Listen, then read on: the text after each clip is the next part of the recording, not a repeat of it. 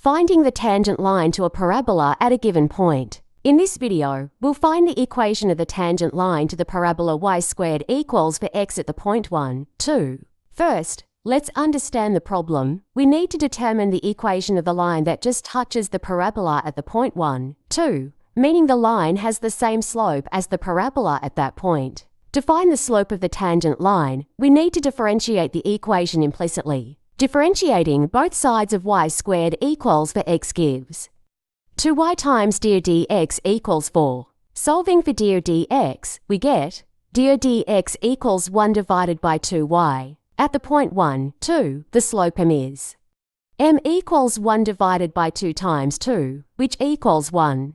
With the slope and point known, we apply the point-slope form of a line. Y minus t equals 1 times x minus 1.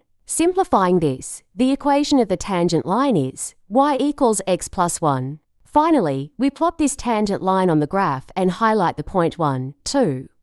The tangent line touches the parabola exactly at this point and has a slope of 1.